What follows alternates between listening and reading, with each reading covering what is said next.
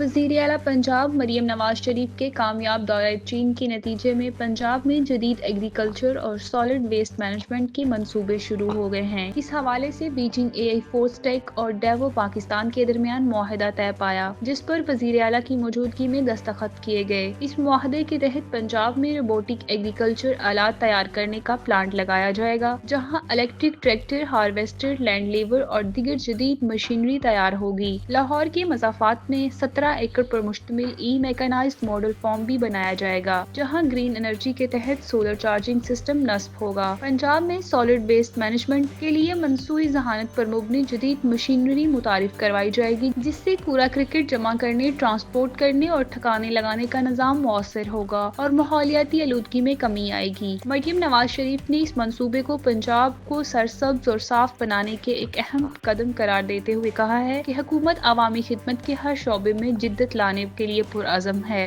Beijing AI force take के CEO हानवी ने पंजाब हुकूमत के साथ शराकत को सराहते हुए कहा है, जदीद मशीनरी के जरिए न सिर्फ सॉलिड वेस्ट मैनेजमेंट बल्कि एग्रीकल्चर सेक्टर में भी नुमायां बेहतरी आएगी। मुआहदे के तहत डिजिटल प्लांटेशन, सैटेलाइट मॉनिटरिंग और एडवांस रिसर्च के जरिए किसानों की रहनुमाई की जाएगी, जबकि कम पानी के इस्तेमाल से ज्यादा पैदावार हासिल करने के लिए टेक्नोलॉजी फ्राहम की जाएगी। वज़ीर आला की इस दौरे को फॉरेन इन्वेस्टमेंट के लिए बड़ी कामयाबी करार दिया जा रहा है, जिसके जरिए पंजाब में 15 से 16 फॉरेन इन्वेस्टमेंट के हदफ को जल्द मुकम्मल करने का अज़्म किया गया है। ये मुआहदा मुस्लिम लीग नून के विजन को अमली जामा पहनाने की अक्कासी करता है और पंजाब में माहौलियाती तहफ़्फ़ुज़ और जदीद टेक्नोलॉजी के फ़रोग़ की जानिब से एक अहम पेशरफ्त है।